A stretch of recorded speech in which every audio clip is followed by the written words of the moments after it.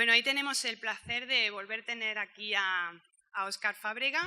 Este almeriense es licenciado en Humanidades y un amante de la filosofía, la antropología y la historia.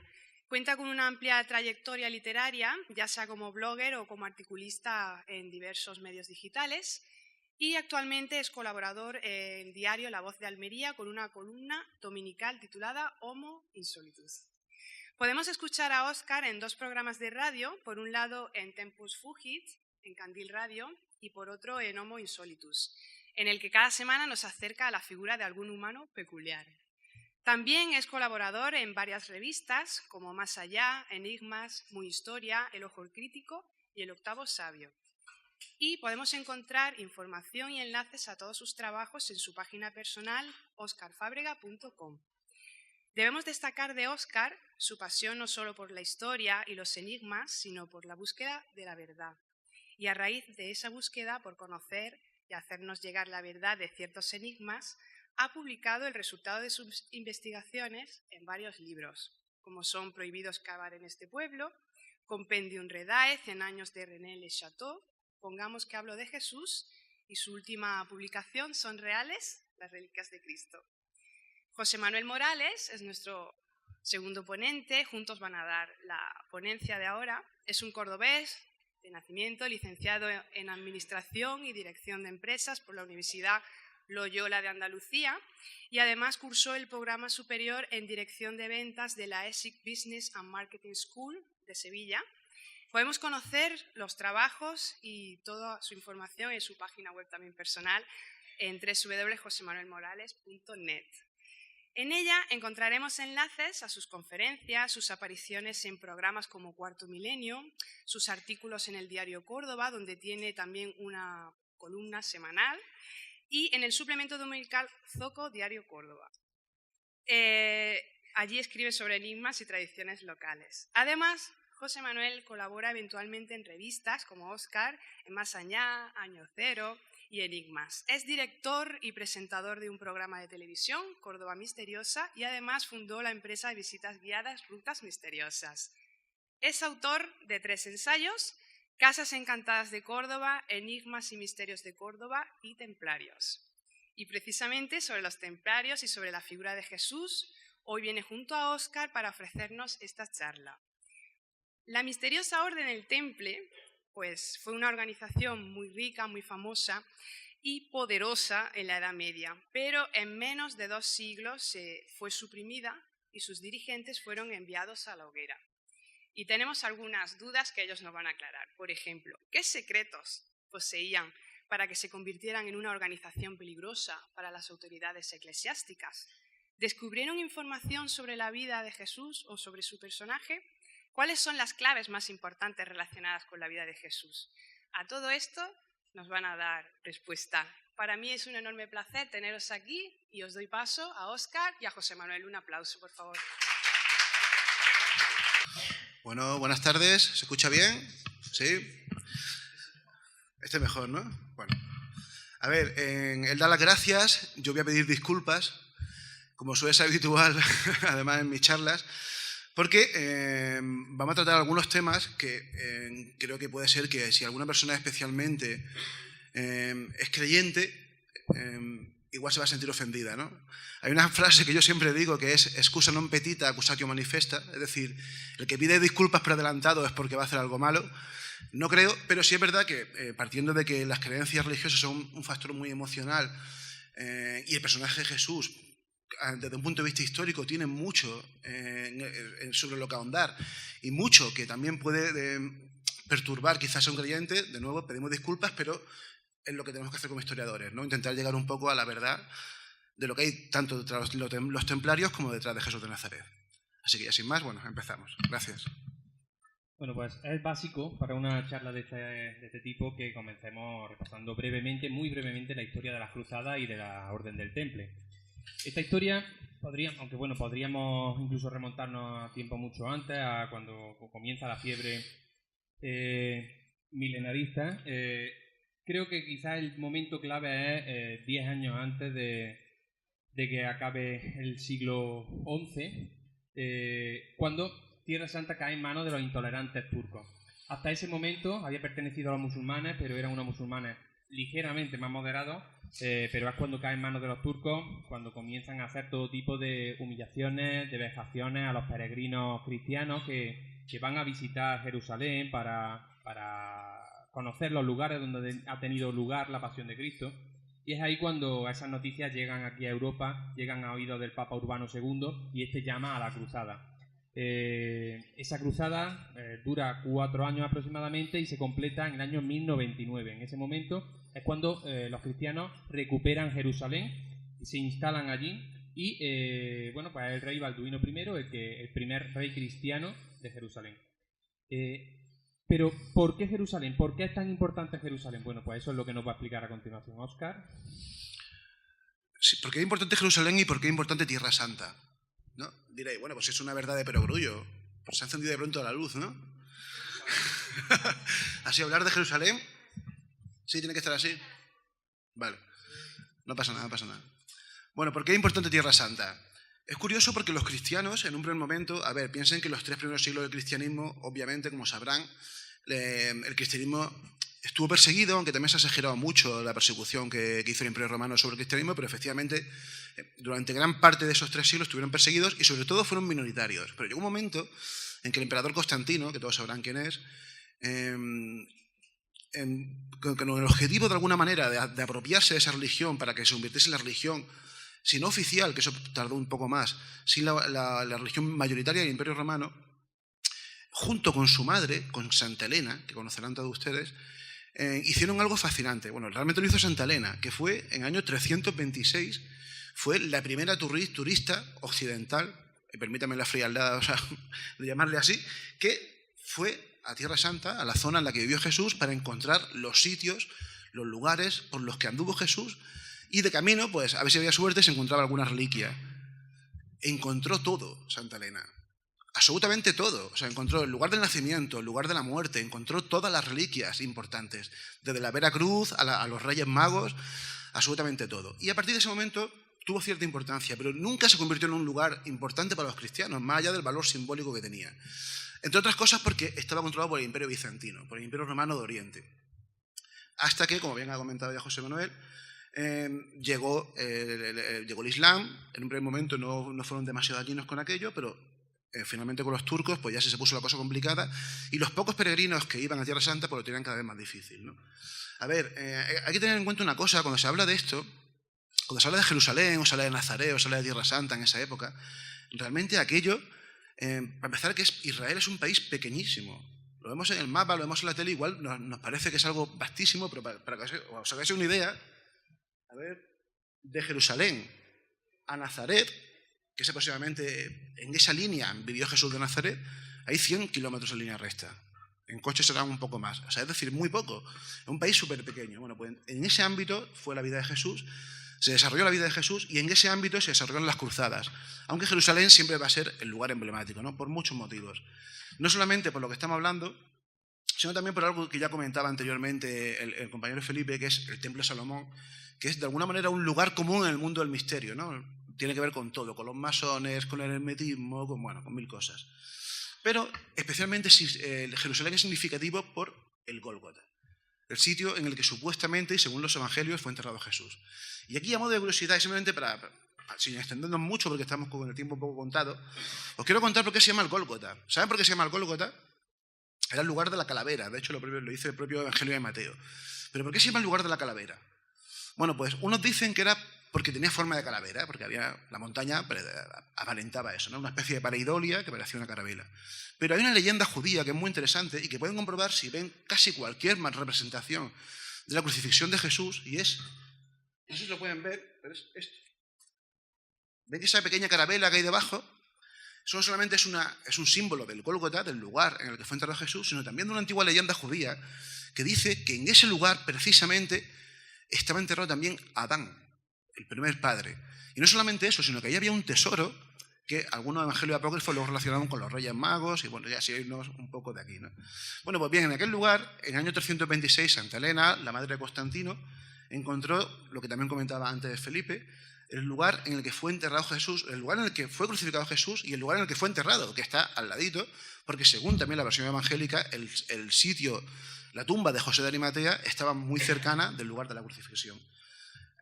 Sin ponerme demasiado negativista, por lo menos a esta altura de la charla, decir que todo esto es mentira. Es decir, no existe la más mínima evidencia de que el Gólgota fuese realmente el lugar de la crucifixión de Jesús, y mucho menos su tumba. Y no solamente eso, sino que no lo puede ser. Entre otras cosas porque los judíos tenían que enterarse en un sitio determinado y especialmente tenía que estar extramuros, es decir, fuera de la ciudad, y el Gólgota estaba dentro de la antigua ciudad de Jerusalén. Pero el lugar quizá más importante de toda esta Tierra Santa, de toda esta Jerusalén, es, como bien ha dicho Óscar, el Templo de Salomón. Es el punto clave de esta historia que estamos contando, de esta historia de la Orden del Temple. Porque unos años después, el mismo año en el que el rey Balduino II se hace cargo de Jerusalén, Hugo de Payens, un caballero francés, un noble francés, acompañado de otros 8 caballeros, se presenta frente a ese nuevo rey de Jerusalén cristiano y le propone un pacto. Le propone que esos 9 caballeros se van a hacer cargo de proteger los caminos de peregrinación de Jerusalén, simplemente a cambio de que a él les permita instalarse en ese lugar tan específico como serían las antiguas caballerizas del Templo de Salomón. Alguien dirá, bueno, ¿y por qué tiene que ser exactamente ahí? Estamos hablando de un lugar, de una nave gigantesca para ser ocupada por solamente 9 personas. Bueno, pues poco a poco irá saliendo, poco a poco a lo largo de la conferencia iremos quizá descifrando ese enigma. Lo que sí que es importante es que durante esos 9 años, si ya parece difícil que solamente 9 personas, por muy forzudas que sean capaces de proteger a todos los peregrinos, a todos los cristianos que sean capaces de alcanzar Jerusalén, mucho más si ni siquiera lo intentan, si ni siquiera alzan su espada en ningún momento para proteger a un solo peregrino. En lugar de eso, en lugar de cumplir su promesa, lo que hacen es concentrarse en realizar una serie de trabajos arqueológicos. De esto sí tenemos pruebas, luego las comentaremos, pero lo que sí que sabemos es que esos 9 caballeros se concentran en excavar y descubren algo. Descubren una gruta subterránea donde antes se encontraban las caballerizas del Templo de Salomón, y algo encuentran ahí porque a partir de ese momento cambia su fortuna. Unos años después, en 1128, regresan a Europa, convertidos ya siguen siendo 9, bueno, ya 10 caballeros, porque se ha unido a ellos un personaje muy importante en esta historia, que es el conde de Champaña. Era el ideólogo de todo esto, otro noble francés muy destacado de la zona, y que en 1128, como decía, se hacen totalmente con el favor de Bernardo de Claraval, también saldrá su nombre luego más adelante. San Bernardo de Claraval es quien les redacta la orden, esa especie de estatutos por los que se va a regir esa nueva organización. Es quien funda oficialmente la Orden del Temple, recibe el nombre del Temple porque en francés significa templo, y ellos, como se habían instalado en su origen en el Templo de Salomón, pues pasan a llamarse la Orden de los Pobres Caballeros de Cristo o del Templo de Salomón, y bueno, pues de ahí viene el nombre de Temple o Templario, más cotidiano. En solo un año son capaces de reclutar 300 caballeros, comienzan a recibir donaciones de toda la cristiandad. Parece que los nobles, cuando quieren destinar sus fondos a salvar su espíritu, es la Orden del Temple la más favorecida, la más elegida, y también unos años después, una década después aproximadamente, Inocencio II, el nuevo papa, les libera el poder de los reyes y de los obispos locales. ¿Qué significa eso? Que a partir de entonces el Papa será la única persona ante la que rindan cuentas. Eso les convierte en una orden poderosísima y hace que el resto de órdenes militares alcen el grito al cielo porque no entienden qué tiene el Temple de especial para que ellos tengan prácticamente todos los privilegios. Bueno, pues toda esa serie de beneficios hace que en poco tiempo crezcan de forma exponencial, alcanzan la cifra de 50.000 caballeros, 50.000 caballeros, más la soldadesca, más los sargentos, más los criados. O sea, que hay solamente estamos hablando de momento de los que están en el campo de batalla, que luego hay una serie también de puestos, diríamos, o de funciones, diríamos, necesarias para la organización, como son contables, como son artesanos, ganaderos, etcétera, etcétera, que también son necesarios para que la encomienda tenga vida. O sea, estamos hablando de una organización que se convierte en poderosísima, como ya todos sabemos, que son los que están detrás de la financiación de las catedrales góticas. Ellos no son los que las construyen, pero sí los que ponen el dinero, ya que son la única organización que en ese momento tiene los fondos necesarios.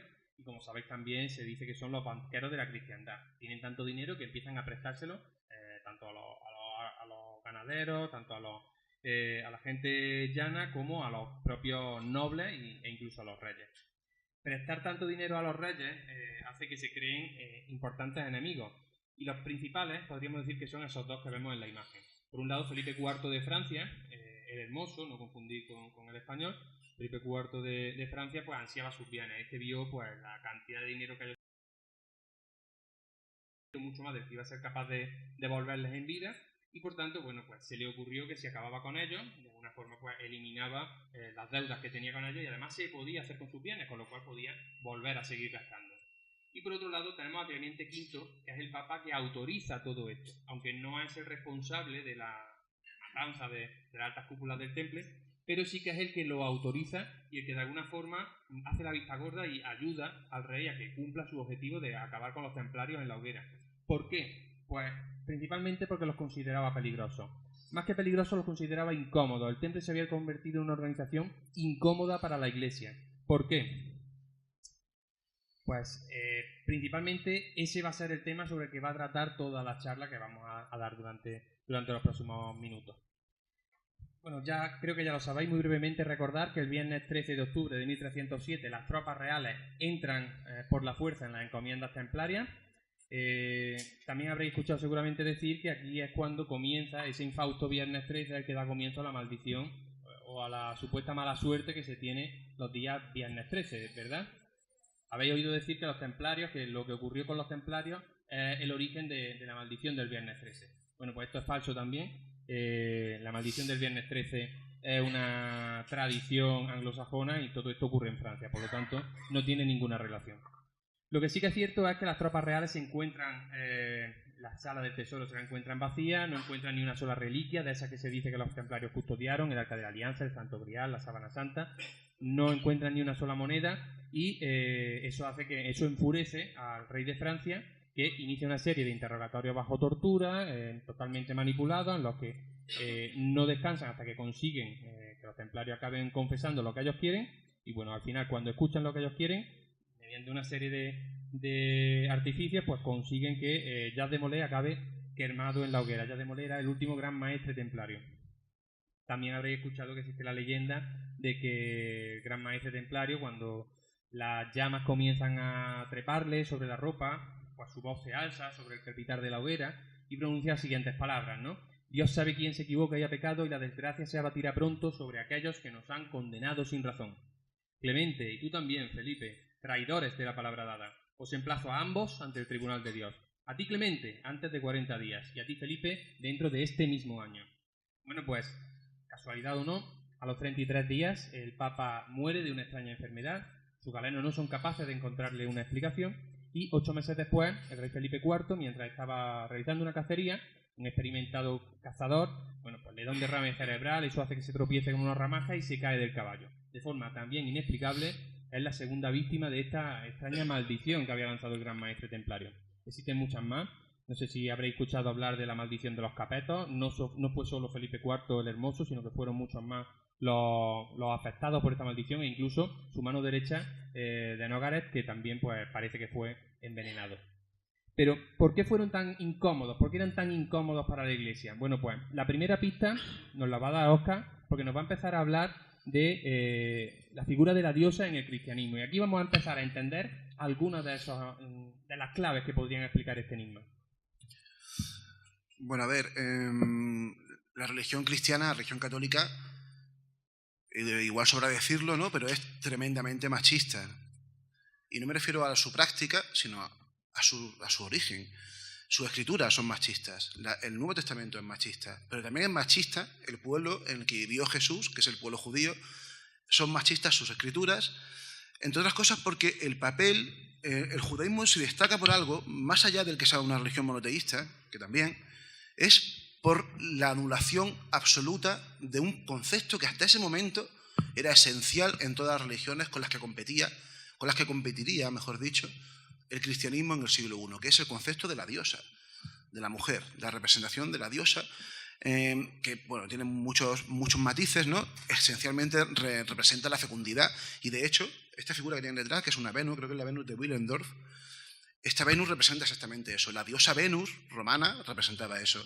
Todas las religiones sumerias, egipcias, todas las religiones de la antigüedad, las regiones mesoamericanas también, sudamericanas, en todas las regiones de la antigüedad, la diosa tiene un papel esencial. Sí que es verdad que en casi todas siempre el dios principal era un varón, pero en eso tampoco vamos a entrar. ¿Pero qué pasa con el cristianismo?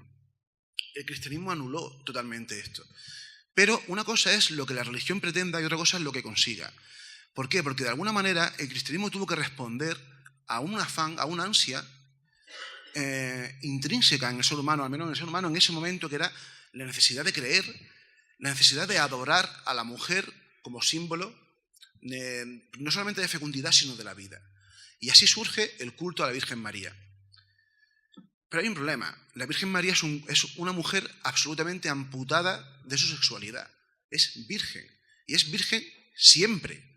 Según el catolicismo, según la Iglesia Católica, la Virgen fue virgen antes, durante y después del parto.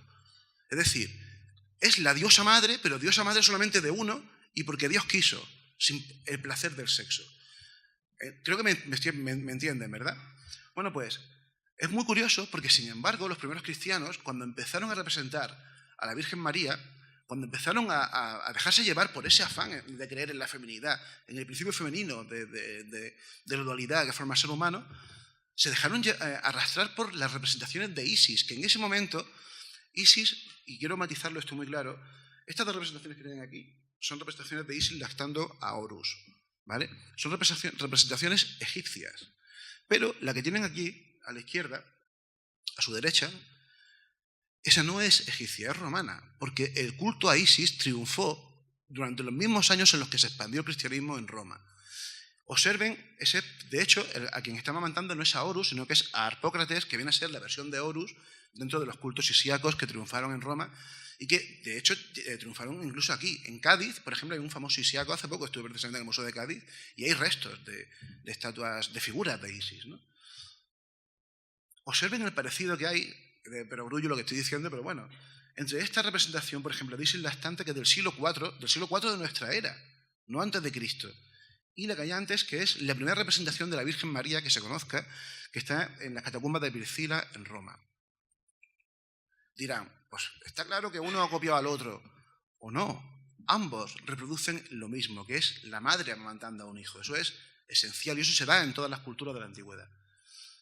Pero hasta cierto punto, ¿no? Porque como luego veremos, y especialmente ahora cuando hable José Manuel sobre las vírgenes negras, yo creo que creemos, y yo creo que es bastante razonable plantearlo, que sí que hay un trasvase de simbología desde el culto a Isis y el culto a otras diosas de la antigüedad hacia el culto a la Virgen María y especialmente hacia un culto especialmente extraño que es el culto a las vírgenes negras y a María Magdalena, del que luego hablaremos, ¿no?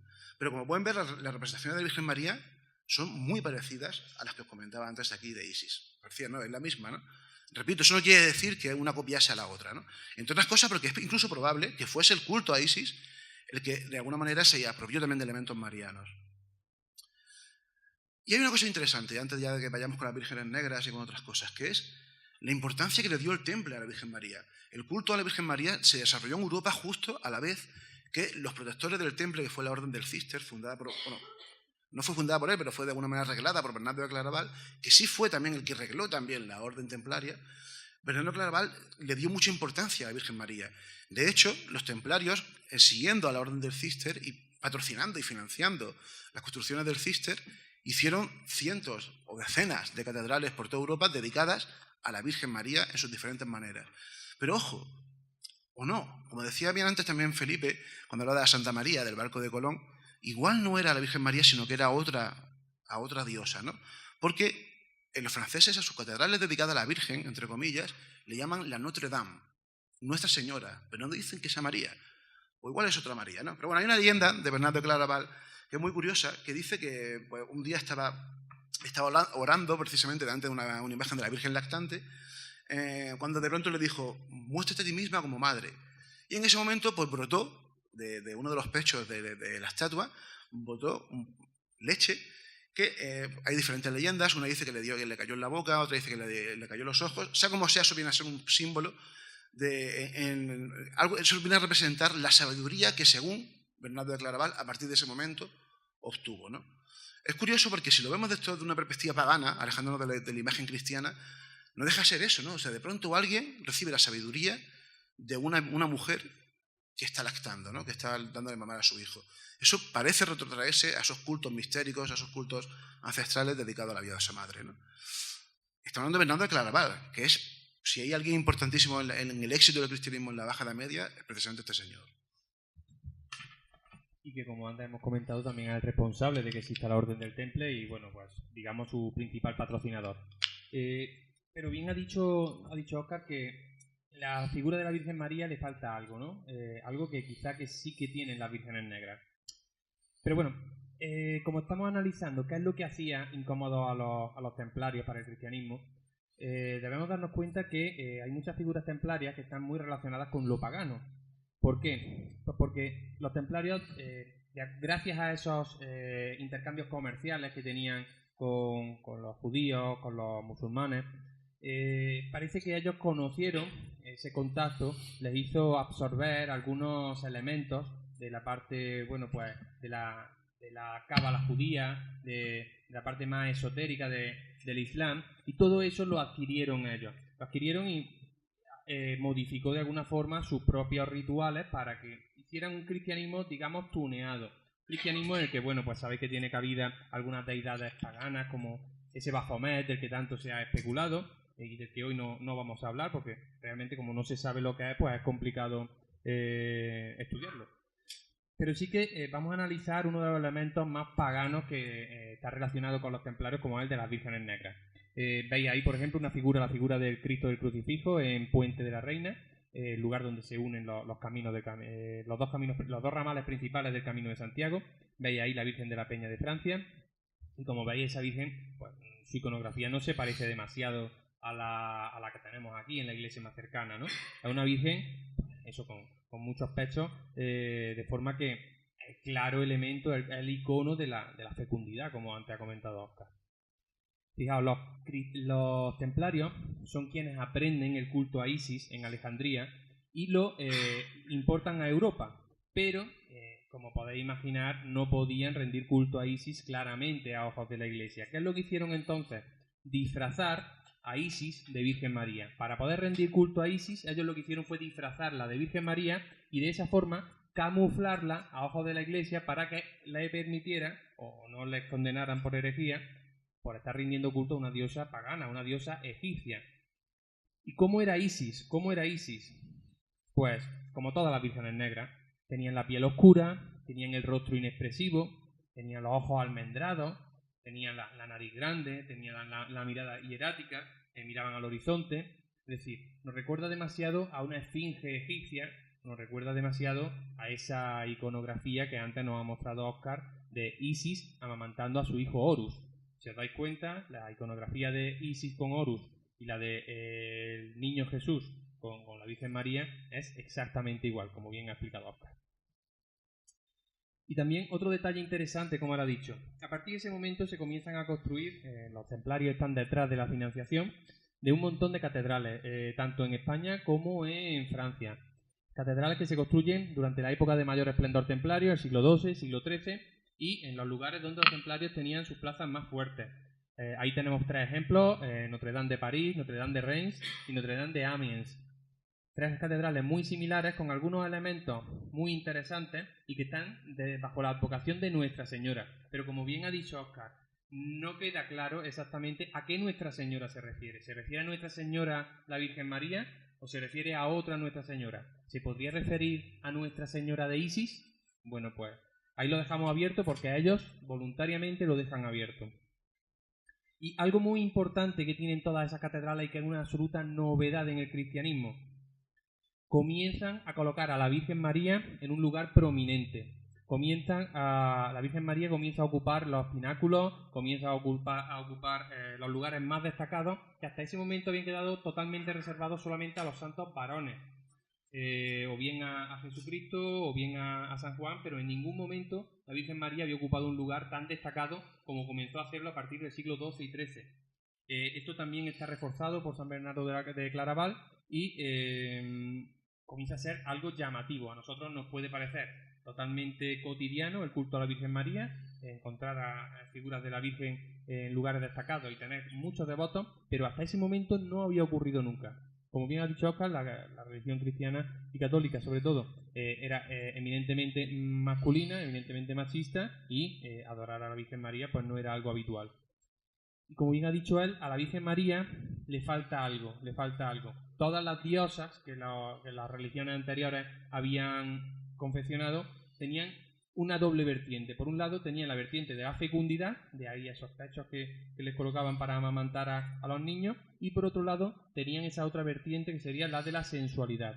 A la Virgen María le eliminan, totalmente le extirpan esa parte, y claro, se queda un poco, en el cristianismo se queda sin esa figura que represente la sensualidad.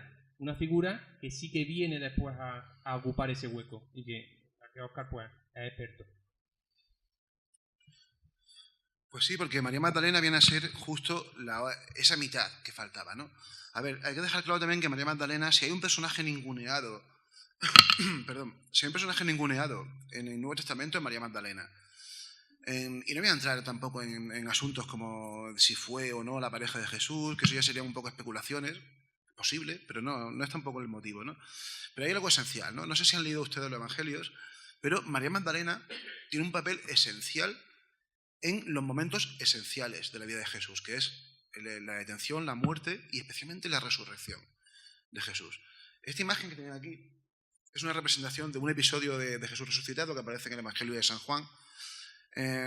Por cierto, aparece en San Juan y no aparece en ninguno de los otros, que es muy curioso y que tiene un punto de sexualidad o de sensualidad, como queramos llamarlo, que es por lo menos inquietante, ¿no? Siempre y cuando se vea de esa perspectiva, ¿no? No sé si conocen el episodio, pero bueno, resulta que María Magdalena llega junto con el famoso discípulo amado, que algunos también plantean que María Magdalena, sería otra historia. Llegan al sepulcro, se lo encuentran abierto, no encuentran a Jesús ahí, y Pedro junto con el discípulo amado se van, y de pronto aparece alguien que María Magdalena no consigue identificar. Y eso es muy curioso, ¿no? ¿Por qué no consigue identificar a Jesús? Hasta que Jesús se le manifiesta. Entonces hay un momento en el que, no lo dice explícitamente Juan, pero María Magdalena se le acerca a Jesús y Jesús le dice, y lo voy a decir en latín, que es noli mi tangere, no me toques. No me toques porque tengo que cumplir mi destino o algo así, ¿no? ¿Cómo que no me toques? ¿Por qué le dice eso a María Magdalena? ¿Por qué no reconoce María Magdalena a Jesús si está hablando de que era el líder de su grupo religioso, ¿no? Hay algo extraño aquí. Bueno, al margen de esto, María Magdalena es un personaje ninguneado, primero, porque aparece muy poco en el Nuevo Testamento, en los Evangelios, aparecen los 4, pero aparece poquísimo, pese a la importancia que seguramente tuvo que tener, porque si no, no sería la primera persona a la que en los 4 Evangelios se le aparece Jesús. Se le aparece, excepto en Marcos, que no, sino que directamente llega y se encuentra el sepulcro vacío. Fue un personaje importante y seguramente fue ninguneado. Seguramente fue ocultada su historia aposta. No solamente eso, sino que hay otros 2 personajes en el Nuevo Testamento que tradicionalmente se han relacionado con María Magdalena, que son María de Betania y especialmente esta, la pecadora de Lucas, que es como se suele llamar. De aquí viene la falsa interpretación, la falsa relación, la falsa idea de que María Magdalena fue prostituta. ¿Por qué? Porque la única mención que hay en ninguno de los 4 evangelios a María Magdalena antes del episodio de la pasión de Jesús se da justo antes de esa escena de Lucas 7:36, que es cuando Jesús dice que está en casa de un fariseo, de un tal Simón, y llega una señora y se ofrece a limpiarle los pies a Jesús, a limpiarle los pies y a ungirlos con perfume. Lo hace y lo seca con su pelo, una escena también muy sexual, ¿no? Porque, imaginen, eso no era nada habitual que una mujer hiciese eso, y menos sin ser la mujer de la persona que tal, ¿no? Bueno, pues esta mujer ha sido identificada tradicionalmente como María Magdalena, la pecadora de Lucas. Sea como sea, hay algo interesantísimo que tiene mucho que ver primero con la proliferación de la Virgen María, gracias al Temple y gracias a la Orden de Císter, pero es que a la vez que está pasando eso, en el siglo XIII, en Francia empiezan a aparecer como setas, iglesias, pequeñas unas, grandes otras, que se empiezan a consagrar a Santa María Magdalena.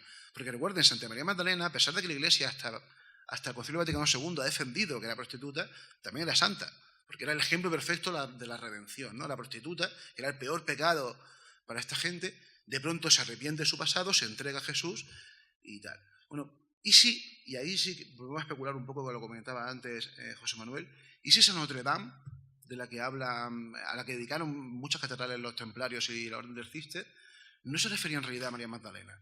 En Francia, a día de hoy, hay cerca de 600 iglesias consagradas a María Magdalena. En España también hay muchas, especialmente en Cataluña, que es precisamente la zona de más influencia del temple en España. Así que yo creo que ya vamos intuyendo un poco que los templarios, bueno, pues descubrieron alguna quizás información, quizás no era objeto, aunque ahora vamos a estudiar todas las hipótesis, los pros y los contras de todas las posibilidades que se han dicho sobre los templarios, y vamos a tratar de intentar, bueno, pues entre todos llegar a alguna conclusión.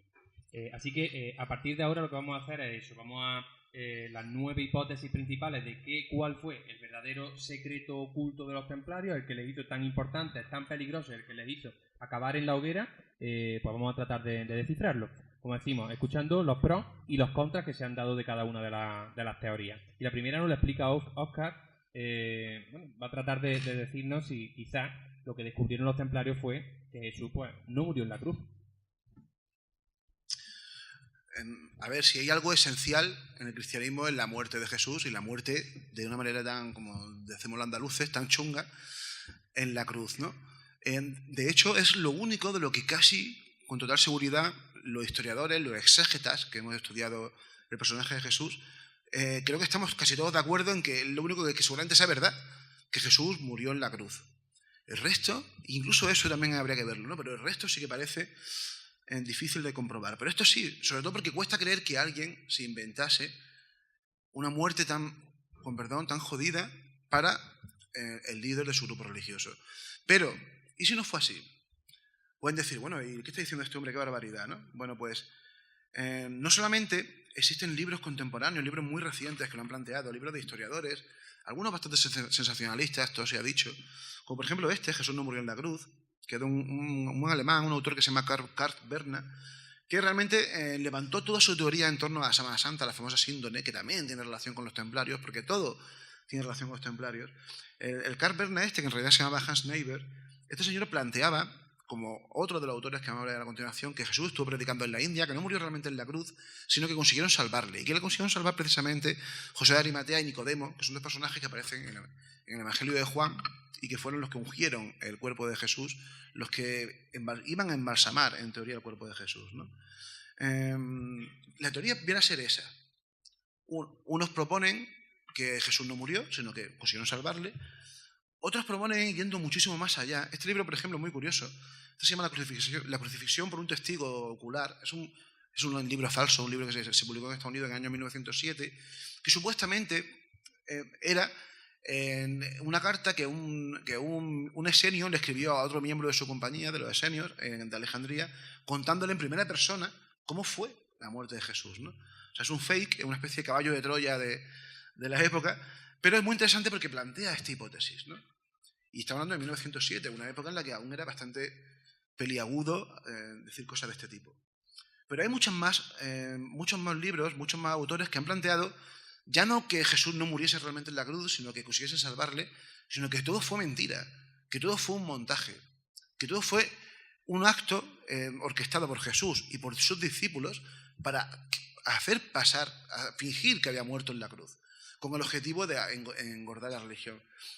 A ver, que conste que yo no estoy de acuerdo con esto. Yo creo que sinceramente murió en la cruz, ¿no? Pero no deja de ser curioso como esto no deja de ser un lugar común que no para de repetirse, ¿no? Por ejemplo, todos recordarán esta obra sensacional del gran Andrés Faber-Kaiser, Jesús murió y murió en Cachemira, en la que se defiende esto que estamos hablando, pero que Jesús finalmente acabó sus días en Cachemira y acabó con 100 y algo años, ¿no? Y con descendencia, por supuesto. O que también se llama Jesús murió de viejo y que también viene a defender básicamente lo mismo, ¿no? Pero es que hay una cosa muy curiosa, que es que en el Islam, en el Corán, se defiende esto, se defiende que Jesús no murió en la cruz. No sé si lo pueden leer, pero hay un momento en el que dice, pero no le mataron ni le crucificaron, pero a ellos se lo pareció. ¿Por qué pasa esto? Bueno, hay que entender que los musulmanes obviamente no pueden estar de acuerdo nunca con la resurrección de Jesús, por lo tanto no pueden estar de acuerdo con que Jesús muriese, y para explicar la no resurrección, pues argumentan que no murió realmente en la cruz, sino que les pareció. ¿Pero cómo que se lo pareció? O murió o no murió, no puede ser que a alguien se le pareciese, ¿no? Bueno, pues resulta que todo esto procede de una antigua tradición que curiosamente tiene mucho que ver con Granada y que tiene que ver con este libro. No sé si viene hace un par de años, esta noticia se popularizó mucho por internet, que era, pues, ya saben, estos titulares, ¿no?, que se mueven por la red, que son tremendamente sensacionalistas, son tan falsos como sensacionalistas, que dice eso, ¿no? Tiembla el Vaticano porque se descubre una Biblia de 1500 años de antigüedad en la que se dice que Jesús no fue crucificado. Bueno, pues realmente es mentira. Primero que la Biblia no tiene 1500 años de antigüedad, sino que es del año 1500, que eso ya, quieras que no es lo mismo, pero sobre todo porque esto se basa en un libro curiosísimo, que es precisamente de esa época, del año 1500, que se llama el Evangelio de Bernabé, y que, sin entrar en mucho detalle, es más que probable que lo escribiese algún granadino y que además fuese del mismo contubernio, utilizando palabras del dictador aquel, que estaba aquí en Granada y que fueron los responsables de los libros Plumbeos del Sacromonte. Seguro que conocen esta historia también, ¿verdad? Porque tiene mucho que ver, porque es una especie de intento sincrético de unir el cristianismo con el islam en el personaje de Jesús mediante falsificaciones como son los libros Plumbeos o como es este Evangelio de Bernabé. Bueno, pues en este Evangelio de Bernabé se dice que, siguiendo esa hipótesis islámica, coránica, de que Jesús no murió en la cruz, se dice que el que murió realmente fue Judas, el apóstol Judas, ¿no? Y de hecho sobre eso hay muchas tradiciones, muchas muy antiguas, algunas hasta del siglo IV. Hay un autor que se llama Basílides el Gnóstico, que ya defendía eso en esa época, ¿no? Pero de nuevo es un gnóstico. Los gnósticos, al igual que los musulmanes, niegan la resurrección de Jesús, o al menos tal y como lo conciben los cristianos. Por supuesto, por cierto, si alguien está interesado en el libro ese, en el manuscrito este que está en Turquía, está a la venta en $18 millones. No sé si tendrán por ahí valor, pero bueno. O sea, como sea, no deja de ser curioso que sea un lugar común esto de que Jesús no murió en la cruz, ¿no? Y repito, históricamente todo parece indicar que desafortunadamente sí que murió. Otra de las teorías quizás más fascinantes, más sugerentes, sería que los templarios encontraron el Arca de la Alianza en los subterráneos del Templo de Salomón. Bueno, pues lo cierto es que si nos paramos a investigar las pistas, pues podríamos llegar a pensar que esto podría haber sido cierto. Claro, en el Éxodo 25 encontramos exactamente las instrucciones que le da Yahvé a Moisés en su encuentro en el monte Sinaí, cuando le entrega las tablas de la ley, y le explica que no puede guardarla en cualquier sitio, sino que tiene que fabricar un cofre especial, con unas medidas especiales, hecho con unos materiales especiales, que es el único capaz de custodiar esas tablas. Y le dice exactamente: harás un arca de madera de acacia de 2,5 codos de largo, 1,5 codos de ancho y 1,5 codos de alto. La revestirás de oro puro, por dentro y por fuera, fundirás para ella 4 anillas de oro, que pondrás en sus 4 pies, etcétera, etcétera. Es decir, le da unas instrucciones muy específicas. El arca no puede ser de cualquier forma, sino que tiene que estar hecha con estos materiales. Sabéis que Von Daniken dice que el arca era realmente un artefacto, que era un artefacto de guerra capaz de electrocutar a las personas. Y bueno, lo cierto es que si nos guiamos por la Sagrada Escritura, esto no está demasiado desencaminado. Porque más que un cofre para guardar los 10 mandamientos, efectivamente parece un arma de guerra. Según esta Sagrada Escritura, cuando los judíos llegan ante el río Jordán, el poder del arca es el que hace que las aguas se separen. Pero es que luego, cuando se presentan frente a la ciudad de Jericó y se encuentran esas murallas tan altas y no son capaces de subir sobre ellas, pues sí que lo que hacen es comenzar a hacer una peregrinación, una procesión alrededor de la ciudad portando el arca, y cuentan de nuevo la Sagrada Escritura que esta simple acción, el poder del arca, ese poder que emana el arca, hace que las murallas se caigan solas. Luego, cuando los filisteos supuestamente le roban a los judíos el arca y la posan frente a su dios Dagón, un coloso que tenían los filisteos, pues cuenta de nuevo esta tradición que el dios se derrumbó solo, el coloso se derrumbó solo, se cayó al suelo y se le cortaron los brazos y se le desprendieron las manos. Pero es que luego, cuando los hebreos recuperan el arca y se la devuelven a su tierra, pues lo que hacen es que la abren para ver qué es lo que si habían tocado algo, si los filisteos le habían robado algo, y al abrirla cuentan de nuevo este texto que se saldó con 70 víctimas, ni más ni menos, 70 víctimas de fuego amigo, 70 hebreos de los que habían abierto ese arcón. ¿Por qué? Bueno, no lo sabemos, no es ahora mismo el motivo por el que estamos aquí. Lo que sí que me gustaría es analizar los puntos a favor de que los templarios pudieran haber encontrado el arca. Y es que fijémonos en que en el año 1125, antes lo comenté muy de pasada, el conde de Champaña abandonaba a su familia y se unía a la Orden del Temple. El conde de Champaña era el ideólogo, el que mandó a esos 9 caballeros primeros, liderados por Hugo de Payens, los mandó frente a Balduino II a ofrecerle ese pacto. En 1125 recibe una carta que viene de Tierra Santa y algo muy importante le cuentan ahí. Se ve que algo muy importante habían encontrado sus 9 hombres, porque este hombre que tenía la vida resuelta allí, viviendo como un noble en Francia, en la zona de la Champaña, lo deja todo, deja a su mujer, deja a su hijo, deja su tierra, se marcha y se une a la Orden del Temple. ¿Qué hizo que este hombre abandonara todo? Pero es que luego sabemos que cuando regresan en 1128, Bernardo de Claraval, el religioso más eminente de su época y más influyente, les da su apoyo explícito a ellos, no a los hospitalarios que estaban antes, no a los caballeros teutónicos que también se habían fundado antes, a los templarios. ¿Por qué? ¿Qué tenían ellos? ¿Qué tenían para que el rey, el papa, les concediera una serie de privilegios que no tuvieron parangón en toda la Edad Media? Y quizá lo más interesante, ellos recordaréis que dijeron que exigían instalarse en las caballerizas del antiguo templo de Salomón. Esa nave estaba ya ocupada por una orden de canónigos y, sin embargo, algo le contaron a Balduino II, algo muy interesante tuvieron que compartir con él, porque este desalojó a los canónigos y dejó esa nave gigantesca, esas cuadras gigantescas, para solamente 9 personas, que luego, durante los años siguientes, no cumplieron su misión, sin embargo nadie se lo reprochó. ¿Qué es lo que estaban haciendo allí? Como os dije antes, existen pruebas de que los templarios estuvieron excavando bajo las caballerizas del templo, porque en el siglo XIX, durante unas operaciones arqueológicas, un grupo de arqueólogos británicos encontraron mangos de espada templarios en las inmediaciones del Muro de las Lamentaciones. Por lo tanto, parece demostrado más o menos que estuvieron buscando. Ahora, que encontraran el arca es lo que no sabemos. Sí es cierto que el arca se menciona cerca de 200 veces en las páginas de la Biblia, y sin embargo, una vez que llega al Templo de Salomón, a partir de ahí ya no se vuelve a mencionar. Ya no se vuelve a saber en ningún momento que salga, en ningún momento se menciona que el arca salga del Templo de Salomón. Pero es que luego, en el año 70, después de que Nabucodonosor II, antes lo ha comentado Felipe, pues expoliara el templo, en el año 70 de nuestra era, las tropas de Tito, las legiones romanas de Tito, sí que vuelven a arrasar el templo, vuelven a robar todos los tesoros y hacen ese relieve que podéis ver en el arco de Tito, que está muy cerca del Coliseo Romano, en Roma. Y ahí veis cómo las legiones están extrayendo todo lo que habían robado del templo. Se ve la menorá, que era uno de los tesoros que estaban ahí en el Sancta Sanctorum. Encontramos también unas trompetas, no son las trompetas de Jericó, esas que vemos ahí, son las trompetas que utilizaba Moisés para mover el campamento durante el Éxodo. Vemos también la mesa de Salomón, otro objeto mítico, pero ni rastro del arca. De hecho, Flavio Josefo igual, tampoco menciona el arca, menciona otros tesoros que sí que estaban en el mismo lugar, pero no menciona el arca. ¿Por qué?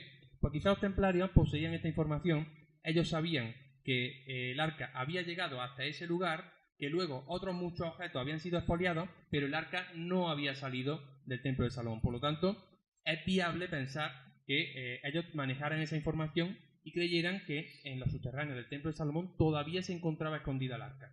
Eso es probablemente lo que hizo que convencieran a Balduino II y lo que les hizo instalarse allí. La búsqueda del arca. Ahora, la pregunta es, ¿la encontraron? Pues sinceramente, yo pienso que no. ¿Por qué? Porque si hubieran encontrado el arca, según la Sagrada Escritura, como decimos, es un arma de guerra, es un arma que los hebreos utilizaron en varias ocasiones para vencer a sus enemigos, los templarios también la hubieran utilizado para vencer a los sarracenos en sus luchas. Sin embargo, no lo hicieron en ningún momento. No hay un solo documento que recoja la utilización del arca, no hay un solo documento que atestigüe que los templarios poseyeran algo tan importante como el arca. Y no creo que un arma como esa, que les hubiera permitido convertirse en los dominadores de Europa en aquel momento, no lo hubieran utilizado ni siquiera cuando fueron contra ellos. Por lo tanto, creo que es bastante difícil pensar o creer la hipótesis de que los templarios encontraran el arca. No obstante, es bastante sugerente y bueno, es interesante seguir estudiándola. Hay otras hipótesis igualmente sugerentes, como que los templarios, por ejemplo, encontraran quizás los restos mortales de Jesús. Que ya es decir, a ver, también, de nuevo esto puede ser un poco delicado. Ahora vamos a construir un poco una historia que más que nada voy a hablar de esto por cariño, más que otra cosa. Porque además, de hecho, creo que nunca, y mira que he dado conferencias hablando sobre Jesús y hablando sobre el tema de que voy a hablar a continuación, pero nunca he hablado de este episodio puntual que a mí me fascina, aunque es una gigantesca trola, ¿no? Pero bueno, a ver, os cuento.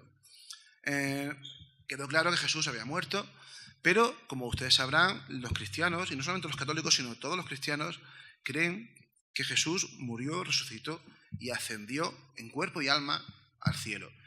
Quiere decir esto que no queda ningún resto mortal de Jesús, a excepción, y no sé si lo sabrán, del famoso santo prepucio y de alguna cosa más que hay por ahí repartida por la cristiandad, ¿no? Pero bueno, su cuerpo, como tal, obviamente, no debe estar en ningún lado. Claro, si los templarios llegaron a Jerusalén y encontraron el cuerpo de Jesús, aquello sería absolutamente escandaloso. Y si hay un motivo para destruir una orden que en ese momento tenía el control de la cristiandad en sus manos, era este, ¿no? Bueno, no creo que esto pasase así, pero hay un libro que a mí me fascina y que tiene mucho que ver con el pueblo de Rennes-le-Château, que es el pueblo que comentaba antes brevemente Felipe, al que yo le dediqué mi primer libro, Prohibidos que hablan en este pueblo, y que, bueno, de alguna manera sigue siendo un lugar común, ya rozando un tanto lo enfermizo en mi vida. Y yo me había prometido hace mucho tiempo no volver a hablar de esto, pero es que este libro me lo ha puesto a huevo, ¿no? Pero bueno, a ver, este libro se llama The Tomb of God, la tumba de Dios. Y es un ensayo absolutamente coñazo, es que no se me ocurre otro adjetivo mejor, denso y absolutamente hilvanado. Es un gigantesco castillo de naipes construido sobre arenas movedizas, ¿no? Pero no deja de ser fascinante lo que cuentan, ¿no? Yo os voy a exponer como, por lo menos para que ustedes saquen sus conclusiones. El libro plantea que los templarios encontraron el cuerpo de Jesús en Jerusalén, encontraron, debajo del templo de Salomón, encontraron las pistas que le llevaron hasta encontrar el cuerpo, que cogieron el cuerpo y lo llevaron al sur de Francia. Y esto es lo que nos lleva a este pequeño pueblo, a Rennes-le-Château. Supongo que conocerán la historia, ¿no? Bueno, la historia de este cura, Berenguer Saunier, un cura que supuestamente se hizo rico, sin que se sepa muy bien el origen de su fortuna, aunque ni se hizo tan rico y seguramente se sabe el origen de su fortuna, pero que este señor, como consecuencia de varios libros, especialmente este, que es un libro esencial del mundo del misterio, me creo que todos conocerán, un libro clave, El Enigma Sagrado, del año 82, gracias a este libro se popularizó una idea que relacionaba este pequeño pueblo, Rennes-le-Château, la historia del cura que se hizo rico, con María Magdalena, otro lugar común en todo esto que estamos hablando, con los templarios y con una sociedad secreta que se llama el Priorato de Sion, que seguro que conocen por lo menos por el Código da Vinci de Dan Brown, ¿verdad? Bueno, todo esto se relacionaba con Rennes-le-Château porque supuestamente lo que había encontrado el cura, que le había hecho rico, era la evidencia de que Jesús y María Magdalena habían sido padres y que esa descendencia llegaba hasta la actualidad custodiada precisamente durante una época por los templarios y posteriormente por el Priorato de Sion. Pues bien, todo esto es mentira y se lo puedo demostrar. Me refiero, es mentira la conexión entre templarios, María Magdalena, con Rennes-le-Château. No tiene nada que ver, el misterio del cura que se hizo rico es otro. Y fue culpa de este señor, un megalómano francés que durante 40 años se dedicó a contaminar a un montón de investigadores con sus falsas informaciones, que son estos famosos dossiers secrets. Y esto, unos pergaminos que según esta versión, la Belle Histoire, que le llaman los franceses, la Bella Historia, según la Bella Histoire, estos fueron los pergaminos que permitieron al cura, a Berenguer Saunier, encontrar un tesoro o lo que fuese que le ayudó a hacerse rico. Pues bien, los pergaminos están encriptados, los pergaminos lo hizo el señor lo he comentado antes, Pierre Plantard. Esos pergaminos están encriptados y en uno de ellos, no sé si lo pueden ver, dice: Pastora, ninguna tentación que Poisson, Teniers tienen la clave. Esto tiene mucha relación con esto. ¿Conocen este cuadro?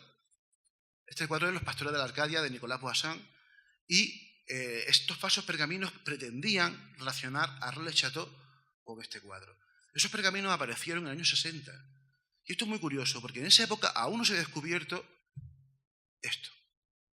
Una tumba que está muy cerquita de Rennes-le-Château, una supuesta tumba que está muy cerquita de Rennes-le-Château, que inmediatamente el parecido es realmente fascinante con la tumba de Poisson. De hecho, hoy en día se le llama la tumba de Poisson. ¿Lo ven? Muy parecido. Pero no solamente eso, sino que es que el paisaje, si lo ven aquí, aquí, esto de aquí, parece coincidir con el paisaje real, que sería esto de aquí, que es el Pic de Blanchefort, Rennes-le-Château, que está aquí, y el Monte Cardú, que está aquí. Un poquito cogido así, ¿no?, con pinzas, pero esto es lo que planteaba Pierre Plantard y lo que han planteado muchos autores relacionando, pretendiendo que esa tumba tiene algo que ver con Rennes-le-Château. Este es el Monte Cardú. Cardú en occitano el nombre antiguo es Corp Dieu, el cuerpo de Dios.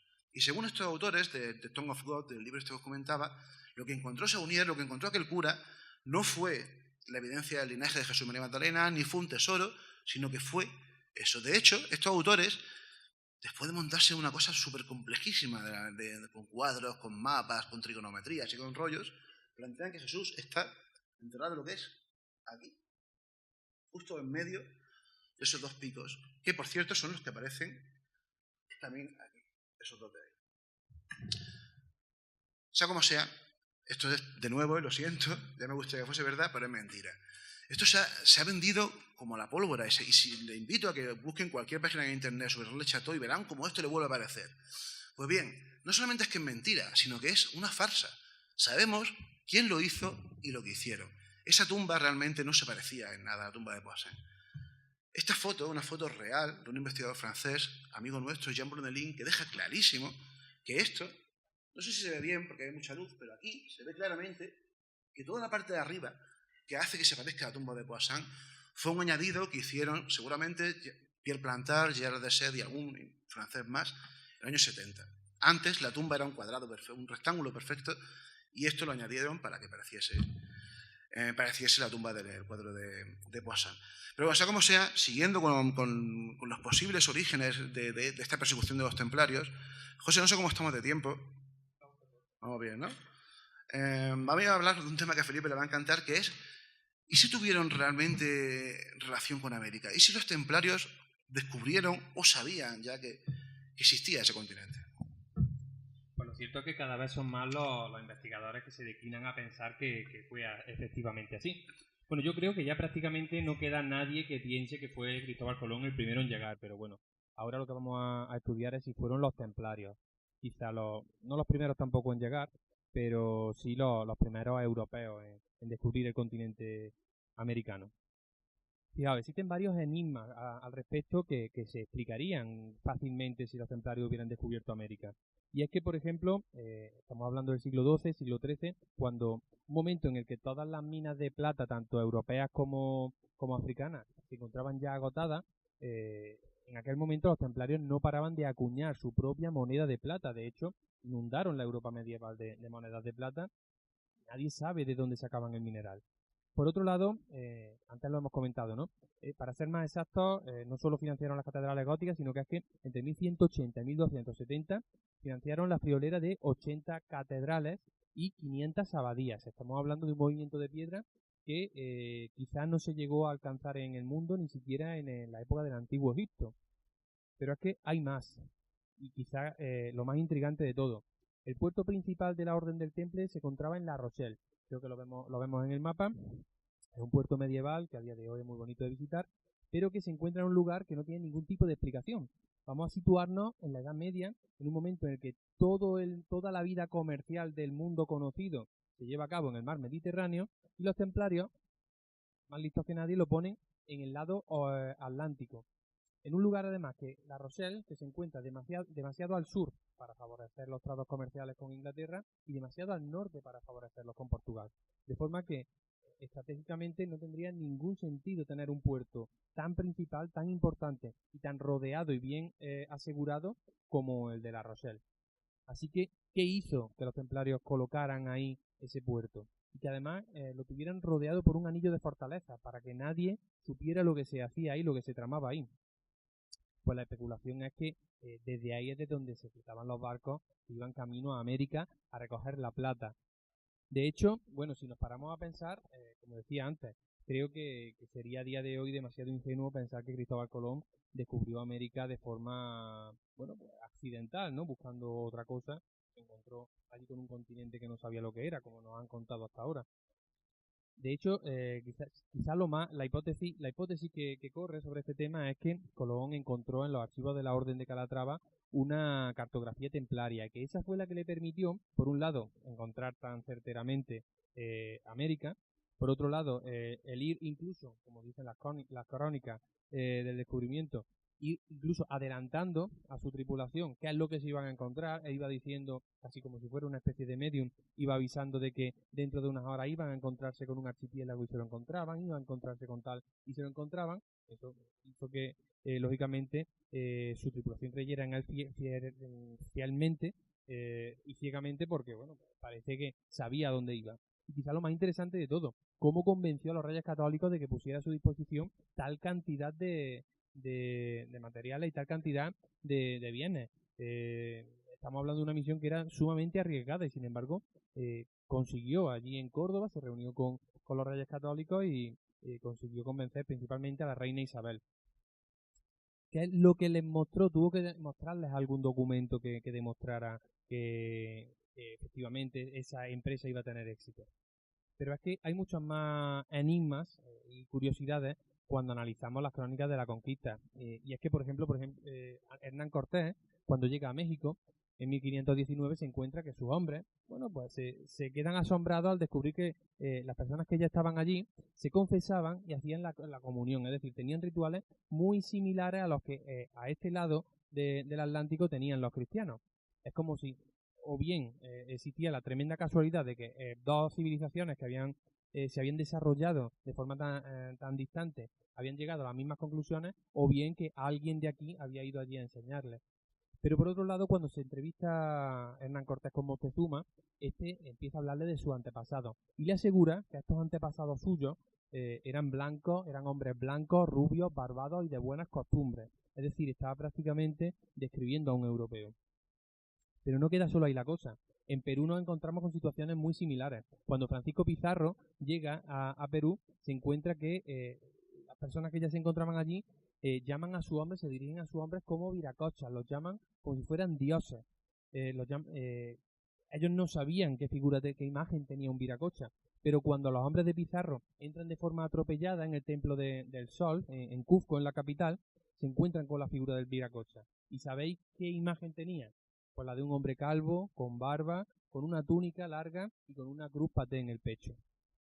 Para colmo, otros nativos se dirigían a esos hombres como los tezpantlaques, que traducido del náhuatl sería algo así como los hombres de palacio. Y los hombres de palacio nos recuerda mucho a los hombres del templo. Y los hombres del templo nos lleva inexorablemente a los templarios.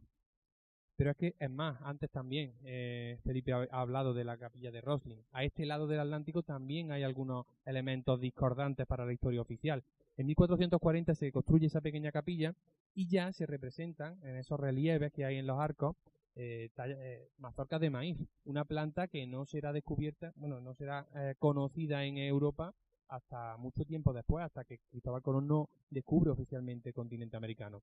Por lo tanto, demasiados enigmas que se explicarían si los templarios efectivamente hubieran descubierto el continente americano 2 siglos antes que Cristóbal Colón.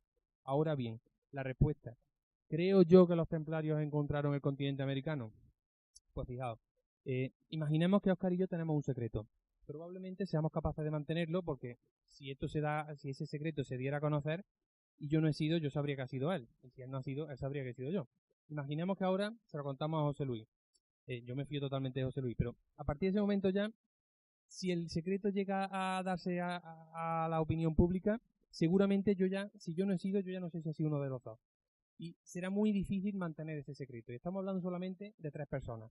Imaginaros cuando los templarios fletaban esos barcos para ir al continente americano, se supone que fueron allí a enseñarles tecnología a cambio a los nativos, a enseñarles tecnología, a enseñarles a construir los monumentos, a construir las iglesias, a cambio de esa plata que ellos poseían, a enseñarles a sacar más rendimiento a esa plata. Es decir, que en esos barcos no podía ir solo el caballero con la espada, iba también el artesano, iba también el maestro constructor, iban los albañiles, iban los tripulantes, lógicamente, la tripulación, los que conducían el barco. Es decir, que de alguna forma tenía que ir cientos de personas a América. ¿Cómo mantienes el secreto cuando son cientos, por no decir miles, porque no sería un solo barco el que atravesó el Atlántico? ¿Cómo mantienes un secreto en el que hay miles de personas implicadas? Me parece que es totalmente imposible que los templarios tuvieran ese secreto y de alguna forma eso no llegara a conocerse. Cuando otros secretos, como el de Baphomet, como los rituales secretos, supuestamente secretos iniciáticos, sí que al final, bajo tortura, se llegó a conocer. Por lo tanto, si durante las torturas y durante los interrogatorios no salió a la luz el secreto americano, pienso que es muy complicado que realmente lo hubieran descubierto. Por lo tanto, seguimos con el interrogante de qué pintaba ahí el puerto de La Rochelle o de dónde sacaban la plata. Es un enigma que tendremos que seguir investigando. A ver, siempre me ha dejado este hombre a mí los temas más polémicos, pero bueno, ¿qué le vamos a hacer? No, tampoco lo ha rechazado, ¿eh? A ver, ¿es posible esto? ¿Es posible que los templarios descubriesen quién fue realmente el padre de Jesús? Perdón. Ya saben ustedes lo que defiende la Iglesia Católica, ¿no? Que Jesús realmente fue concebido por su madre, pero sin participación de San José, el padre putativo, su padre, este señor. Pero es muy extraño esto, realmente, ¿no? O sea, se puede entender que los cristianos, los inmediatos seguidores de Jesús, cuando confeccionaron el Nuevo Testamento, los Evangelios, pues quisiesen dignificar al que seguramente no había sido más que un profeta judío local, convirtiéndole en el Hijo de Dios, ¿no? Pero si lo hicieron así, realmente es muy inquietante cómo lo hicieron. Porque, como verán, es muy anómalo la manera en la que se refieren a Jesús, ¿no? Y de hecho vamos a pasar directamente a eso y ahora os cuento más cosas. Por ejemplo, a Jesús en el Evangelio de Marcos, solamente en dos de los Evangelios, en Mateo y Lucas, se cuenta la historia del nacimiento milagroso de Jesús, ¿no? Ya saben. Pero en el Evangelio de Marcos, que es el más antiguo de ellos, que se ha datado en torno a los años 70 aproximadamente, seguramente es un poco posterior, a Jesús una y otra vez se le hace referencia como Jesús, hijo de María. Y eso es una anomalía tremenda dentro de un mundo que, como decía antes, tan machista como el judío. Lo normal es calificar a alguien siempre con el nombre de su padre. Sería Jesús, hijo de José, lo normal. De hecho, no hay ni un solo personaje más en toda la Biblia, ya no digo solamente en el Nuevo Testamento, sino en toda la Biblia, que se le mencione así. Solamente un personaje que se le menciona de una manera parecida, que es precisamente al personaje que aparece en Hechos de los Apóstoles, que es a Santiago, el hermano de Jesús. Es decir, a Santiago no lo dicen como Santiago, el hijo de su padre, fuese quien fuese su padre, sino como el hermano de Jesús, ¿no? Eso quiere decir que hay algo raro pasaba con el auténtico padre de Jesús. Los judíos siempre lo han tenido muy claro. En el Talmud judío, por ejemplo, aparece esta mención. En el Talmud judío tienen claro que Jesús fue o bien hijo de una mujer y de un hombre que no estaban casados, o que concibieron a Jesús durante la menstruación, que también era una barbaridad, o que era hijo de un tal Pandira o Pantera. Puede parecer curioso esto, pero es que hay un libro que por supuesto la Iglesia aniquiló, pero que tenemos constancia de ese libro gracias a un libro que lo escribió Origen de Alejandría, refutando ese libro, que se llama Contra Celso. El libro se llama Celso. El libro se llama El discurso verdadero de los cristianos, y el autor se llama Celso. Un filósofo del siglo III, de principio del siglo III, que, como decimos, no queda ningún vestigio de ese libro, y lo conocemos gracias a un libro que lo critica. Bueno, pues bien, en ese libro, el tal Celso decía lo siguiente: esta, María, culpada de adulterio con un soldado llamado Pantera, fue rechazada por su marido, carpintero de profesión. A ver, está claro que este libro es un libro de alguien que está atacando al cristianismo, no se puede tomar en serio, ¿no? Pero hay que tener en cuenta dónde sacó este señor, el Celso esos datos. ¿Es que acaso había un rum? ¿Es que acaso había un rumor que decía que Jesús era hijo de un soldado romano? Bueno, pues puede parecer una tontería, puede parecer una casualidad, pero es que resulta que a mediados del siglo XIX, en Alemania, durante la obra de construcción de un ferrocarril en un pueblo que se llama Bingen, aparecieron una serie de lápidas y de estelas romanas, y una de ellas, y esto es muy curioso, una de ellas decía lo siguiente, os digo traducido: Tiberius Iulius Abdes Pantera, de Sidón. Sidón es Sion, o la Sidón típica mítica de los fenicios, que estaban muy cerquita de Nazaret. De 62 años, sirvió durante 40 años como puesto estandarte oficial de la primera corte de arqueros, yace aquí. Es decir, un soldado romano que nació en Sidón, que se llamaba Pantera, y que estuvo durante 40 años sirviendo allí, en Palestina, en Filistea, como queramos llamarla esa tierra, ¿no? Obviamente es una especulación, pero ¿y si fuese así? ¿Y si María, por lo que fuese, tuvo una relación o extramatrimonial o prematrimonial con un soldado romano, quedó embarazada y desde entonces por eso se mancilló de alguna manera el personaje de Jesús, y a partir de ahí, para intentar legitimar, eso sería la mayor de las ofensas posibles en el mundo judío. O sea, un bastardo sería lo peor, también era lo peor en el mundo occidental, ¿no? Pero para los judíos eso es una barbaridad, era motivo para que fuese incluso un esclavo Jesús, ¿no? Y sí fue así, y por eso le otorgaron ese origen mítico de que fuese el Hijo de Dios. Bueno, pues no lo sabemos, pero eso explicaría por qué le llamaban Jesús, Hijo de María. Entre otras cosas, claro. Pero bueno, ya si os parece, seguimos, vamos viendo. De nuevo volvemos a Santo Grial, porque es otro de los clásicos motivos que siempre se ha planteado que tuvo que ver con la persecución de los templarios. Lo que pasa es que, bueno, no vamos a hablar de Santo Grial porque ya sabéis, creo, que es otra cosa. Vamos a hablar de la Copa de la Última Cena, ¿vale? Santo Grial sería imposible custodiarlo porque no es un objeto físico. Creo que la mayoría habréis escuchado o habréis leído que bueno, es precisamente un monje cisterciense quien identifica el Santo Grial con la Copa de la Última Cena. ¿Por qué? Pues porque ve que el mito griálico está adquiriendo gran cantidad de seguidores, es un mito cargado de paganismo y hace lo que ha hecho siempre la Iglesia, coger algo que a la gente le gusta, convertirlo en algo cristiano. Entonces es Robert de Borón, el monje que se inventa el mito de que la Copa de la Última Cena es el Santo Grial, pero no tiene absolutamente nada que ver. Lo que los cristianos, lo que los templarios pudieron custodiar fue precisamente la Copa de la Última Cena. Se dicen ahora mismo que es la de Valencia, ¿no? Igual que hubo un tiempo que se pensaba que quizá era la de León, la Copa Cáliz de Doña Urraca. Ahora sabéis que está muy en entredicho porque, bueno, se está juzgando la credibilidad de las pruebas que se habían aportado. Así que vuelve a ser el Cáliz de Valencia que tiene ahora mismo mayor número de papeletas de haber sido, ojo, no el Santo Grial, sino el cáliz que estuvo presente durante la Pascua, durante la Última Cena. Repasando un poquito su historia, parece que no, bueno, solo tenemos documentación a partir del siglo XI, pero la tradición cuenta que en el siglo III el Papa Sixto II, ante el avance de los romanos, ante el acoso de los romanos, pone a salvo la copa que había traído San Pedro desde Jerusalén, hasta Roma, y como no se le ocurre dónde ponerla a salvo, pues se la entrega al diácono Lorenzo, un diácono español que venía de Huesca, para que la ponga a salvo pues en el lugar que él piensa más alejado de los romanos, que es España. Así que al diácono Lorenzo, a San Lorenzo, posteriormente, se le ocurre ponerla a salvo en lo que es el lugar más remoto del mundo, que es el pueblo de sus padres. Él vivía en Loreto, un pequeñito pueblo de Huesca, y allí es donde ponen a salvo ese cáliz que supuestamente había estado en la Última Cena.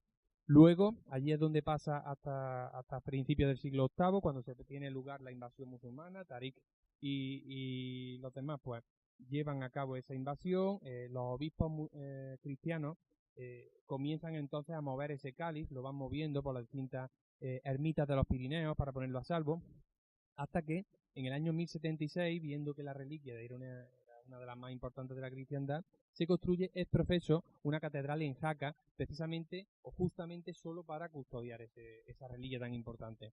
La catedral de Jaca es una auténtica anomalía. Cuando yo estuve allí, yo no esperaba encontrar un monumento tan importante en un lugar que en el año 1076 era prácticamente nada, era una pequeña aldea.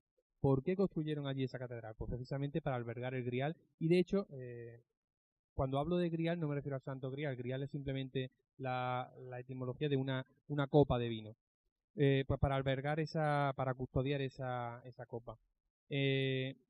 Pero muy poquito tiempo después se traslada a San Juan de la Peña. ¿Por qué? Porque allí estaban asentados los templarios y en ese lugar era donde más protegido iba a estar. Así que los templarios custodian esta copa de la Última Cena, o si damos por buena su autenticidad, la custodia en San Juan de la Peña. A partir de aquí es cuando ya sí tenemos un rastro histórico, y a partir de ahí ese periplo continúa por Zaragoza, Barcelona, hasta que en el siglo XV llega a la Catedral de Valencia.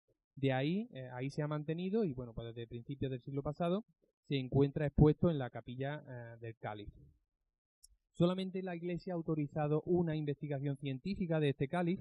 Ese hombre que veis ahí, ese arqueólogo Antonio Beltrán, en el año 1960, tuvo la ocasión de desarmar el cáliz y de llegar a varias conclusiones. La primera, que esas asas repletas de joyas no son evidentemente tan antiguas como el resto de la copa. Esas son de estilo gótico, se fundieron en el siglo XII. Luego el pedestal está construido, está fabricado en talleres cordobeses del siglo X, cuando era Derramán III, el califa. Y la parte más interesante es la parte de arriba, que es la auténtica copa, el auténtico grial, la auténtica copa que pudo estar presente en la última cena. Esa está datada entre el siglo I a.C. y el siglo I de nuestra era, y es la auténtica parte importante. Todo lo demás, volvemos a repetir, que es simplemente adorno. Bueno, pues este arqueólogo llegó a la conclusión de que no tenía ningún argumento en contra de que esa copa que veis ahí, ese tazo, ese cuenco que veis ahí, hubiera estado presente en la última cena, pero tampoco tiene ningún argumento a favor. Es decir, que desde el siglo XI sabemos que esa copa está siendo considerada la copa que estuvo presente durante la cena pascual, pero no tenemos nada que lo demuestre. De hecho, las leyendas comienzan a hablar de esta copa a partir del siglo III, como hemos comentado, ¿no? A mediados del siglo III. O sea que desde que muere Jesucristo hasta año 250 aproximadamente, no sabemos qué ha pasado. Imaginaros lo fácil que sería a día de hoy manipular a la opinión pública y hacerla creer que una copa hubiera pertenecido a alguien de hace 200 años. Pues si hoy sería fácil, que tenemos hemerotecas y demás, imaginaros en aquella época, imaginaros qué fácil sería en aquel momento, en el siglo III, hacer creer a la gente que una copa que yo tenía guardada en mi casa, pues que había pertenecido a un ser, bueno, pues tan importante como Jesucristo. Por lo tanto, creo que es un auténtico acto de fe pensar que esa copa pudo estar presente en la última cena. ¿Que es muy antigua? Sí, pero que estuvo aquella noche, si es que hubo última cena, que estuvo aquella noche presente sobre el mantel, bueno, pues creo que es un auténtico acto de fe. Aunque por otro lado hay que recordar que las reliquias son precisamente eso. La importancia de las reliquias no es el valor intrínseco del objeto, sino la importancia que nosotros le damos. Por ejemplo, cuando en León se comentó que estaba allí el auténtico Santo Grial, ¿qué impacto económico supuso eso para la ciudad? Es decir, que a día de hoy, pese a que estamos en una época de tecnología, una época en la que pensamos que todas estas cosas ya son falsas, a día de hoy todavía sigue moviendo la reliquia a la gente. Y cuando se pensó que el Grial estaba allí, que además se publicó poquito antes de Semana Santa, el incremento económico que tuvieron las zonas aledañas, los comercios cercanos a la colegiata de San Isidoro de León fue espectacular.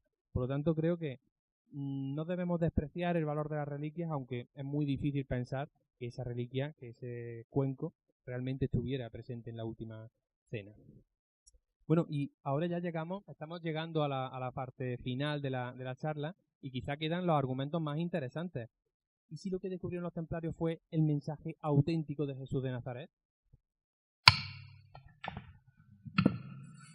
Bueno, sí, hasta ahora ha sido arriesgado, mucho más arriesgado va a ser esto, ¿no? Pero bueno, a ver, os cuento. Casi con total seguridad, muy probablemente el mensaje esencial del cristianismo no pertenezca a Jesús de Nazaret. Es decir, se construyó sobre Jesús de Nazaret, pero no es de Jesús de Nazaret, ¿no? Obviamente no se puede demostrar, pero hay muchísimos indicios que parecen dejarlo claro. El mensaje real, el mensaje esencial del cristianismo es la fe en la muerte de Jesús como acto redentor, es decir, acto que quitó el pecado, y como evidencia del tremendo poder de Dios que era capaz no solamente de entregar a su Hijo voluntariamente a la muerte, sino además de resucitarle. Esa es la idea esencial del cristianismo, junto con varias más, y eso muy probablemente no perteneció a Jesús histórico, sino que es cosa de Pablo de Tarso, de San Pablo. No voy a entrar mucho en eso, pero sí le voy a plantear para que entiendan, y además lo que le voy a decir es simplemente, le invito a que lean los evangelios, para comprobar cómo realmente no parece tan claro esto. No parece tan claro que Jesús supiese que iba a morir, por ejemplo, y eso es esencial para que fuese un gasto voluntario de entrega por todos nosotros. No parece tan claro que Jesús, cuando dijo aquello de amaos unos a otros como yo os he amado, realmente se refiriese a todos nosotros, sino posiblemente se refiere solamente a su pueblo, a los judíos, ¿no? Pero bueno, Jesús era judío, Jesús creía en Yahvé, en el Dios del Antiguo Testamento, en el Dios colérico, agresivo, violento, vengador, sanguinario y machista, que una y otra vez protagoniza escenas auténticamente, no sé, que no se me ocurre cómo calificar de otra manera que no sean gores en el Antiguo Testamento. Un Dios absolutamente arbitrario, en el que en más de una ocasión hace cosas que no tienen explicación y de hecho, de ahí viene el dicho aquel de los caminos de Dios son inescrutables, ¿no? Yahvé. De hecho, ni siquiera sabemos quién es Yahvé. No sabemos realmente, ni siquiera Yahvé es su nombre. Porque no se sabe. De hecho, no se puede ni siquiera pronunciar el nombre de Yahvé, ¿no? Es un Dios un poco esquivo. Pero bueno, es el Dios, y esto es esencial en el judaísmo y en el mensaje de Jesús, es el Dios que eligió a un pueblo, a los descendientes de Abraham. La Biblia, el Antiguo Testamento, si lo ven de esta perspectiva, no deja de ser el relato de una familia. El relato de los descendientes de Abraham, básicamente. Y cómo esa descendencia de Abraham se va quedando en una sola tribu, que son los descendientes de Judá, la tribu de Judá, que son los judíos y que son los que hoy en día se autorreconocen como los herederos de aquellos hebreos que, gracias a Dios, huyeron de Egipto y se asentaron en Canaán o en Palestina, como queramos llamarle, ¿no? Bueno, pues Jesús creía que él era uno, creía firmemente que era uno de ese pueblo elegido, creía que su Dios era Yahvé y creía que Yahvé, y eso una y otra vez lo recordarán, lo conocerán, por lo menos, aunque no sean creyentes, recordarán cuando hicieron la comunión, que Jesús una y otra vez anunciaba la inminencia de la llegada del reino de Dios. ¿Vale? ¿Qué es el reino de Dios? Pues no deja de ser el momento en el que ese Dios, Yahvé, iba a llegar para liberar a su pueblo de una vez por todas, en este caso del yugo de los romanos. Iba a ser el Dios que le iba a dar por fin la tierra prometida al pueblo elegido. Y Jesús una y otra vez habla de esto. Pero además, una y otra vez dice que ese momento ya había llegado. De hecho, hay varios versículos, aquí tienen un par de ellos, en los que Jesús le dice a sus discípulos: alguno de vosotros lo veréis. Pero eso no pasó. Pero bueno, es más, Jesús una y otra vez, y esto es muy intrigante, y da pie a especular y si los templarios, hay una cosa que tenemos que tener en cuenta, y esto es esencial, ¿no? La gente hasta el siglo XVI no leía el Nuevo Testamento. Entre otras cosas porque no sabían leer, pero sobre todo porque no había Nuevos Testamentos disponibles para la gente, los tenían solamente los curas, los tenían solamente la Iglesia. Y además, la interpretación correcta del Nuevo Testamento, y de ahí surge el protestantismo, surge la reforma de Lutero, de Calvino y demás, surge precisamente cuando se interpreta la Escritura de una manera distinta a la que establecía la católica, ¿no? Bueno, pues por ejemplo, hay varios episodios en los que Jesús exhorta a sus seguidores a que abandonen todo, abandonen la familia, abandonen los dineros, abandonen las tierras y se vayan con Él, porque lo que importa ahora es eso, es luchar para instaurar el reino de Dios. El resto da igual, ¿no? Pero Jesús fracasó. Fracasó no solamente porque murió en la cruz, como todos saben, sino porque ese supuesto fin del mundo, al menos como lo conocían, esa llegada al reino de Dios no pasó. Al revés, lo que pasó fue la destrucción absoluta de los judíos por el Imperio Romano en las dos guerras del año 70 y del año 135. Y bueno, ya sabemos lo que ha pasado después, ¿no?, con los judíos.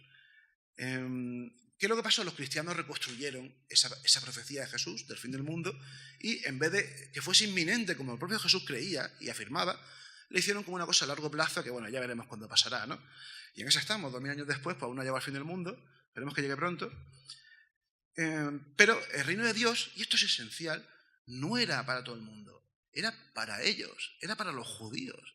Jesús estaba totalmente convencido de eso, y como mucho para alguno más que se arrimase a la estela de los judíos, ¿no? Hay un ejemplo que yo le invito a que lo lean, está en Marcos 7, que es muy curioso porque Jesús va hasta un pueblo, hasta la región de Tiro, a curar a la hija de una mujer sirofenicia, una mujer fenicia, es decir, pagana, no judía, porque su hija está poseída. Y cuando Jesús llega allí, la mujer le pide ayuda y entonces Jesús le dice: deja que primero se sacien los hijos, porque no está bien quitarles el pan a los hijos y echárselo a los perros. ¿Entienden la metáfora? Los hijos son los judíos, los perros son los paganos, los gentiles. Es decir, lo que dice Jesús es, cuando la mujer le pide ayuda para que cuide a su hijo, Jesús le dice: deja primero que se sacien los hijos y el resto para los perros, para los gentiles. Y la mujer le dice: sí, Señor, pero hasta los perros comen debajo de la mesa las migajas que dejan los hijos, ¿no? Ese mensaje de Jesús es muy provocador y pasa muy desapercibido. Claro, los exégetas cristianos intentan justificarlo de alguna manera, pero realmente cuesta mucho, ¿no?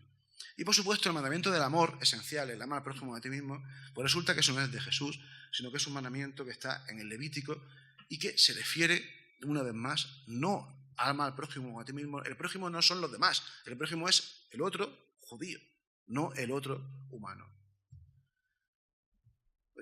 Estamos terminando y nos quedan precisamente las dos teorías más importantes, o quizá las más interesantes, porque ¿y si lo que ocurrió fue que Jesús tuvo un gemelo? Antes habló Óscar de la posibilidad de que Jesús no muriera en la cruz.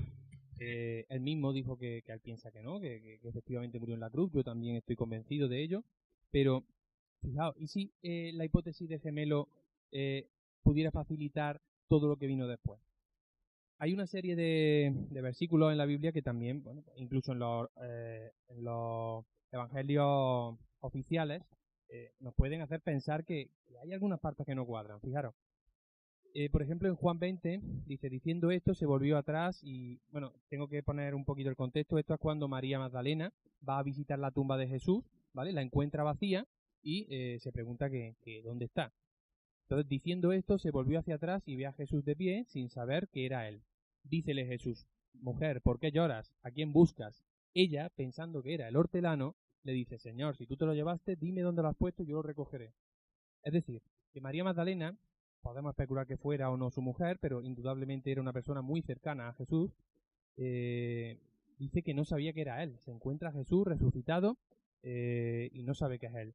Y luego, incluso lo arregla diciendo que pensaba que era el hortelano. Pero es que hay más. En el mismo Juan encontramos otro versículo también interesante que dice, haciéndose ya de mañana, paró Jesús sobre la ribera. Esto es cuando va a ver a sus discípulos. Pero los discípulos no sabían que era Jesús. Entonces Jesús les dice, hijos, ¿tenéis algún pescado? Es decir, se encuentra a los discípulos, Jesús va a buscar a los discípulos que estaban pescando. Se dirige a ellos y estos, de nuevo, no lo reconocen. No es extraño que, imaginaros vosotros, no sé, un compañero de trabajo que un día no va a trabajar y al día siguiente ya llega y ya no lo conocéis. Y a los 11 discípulos marcharon a Galilea, a la montaña donde los había citado Jesús. Y al verle lo adoraron, pero algunos dudaron.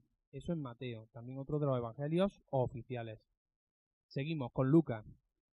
Y he aquí que 2 de ellos caminaron ese mismo día hacia una aldea que distaba 60 estadios de Jerusalén llamada Emaús. Y mientras ellos platicaban e inquirían, el mismo Jesús, acercándose, empezó a caminar con ellos, pero los ojos de ellos quedaron impedidos de conocerlo. Lucas. O sea, los ojos de sus discípulos estaban impedidos de reconocerlo.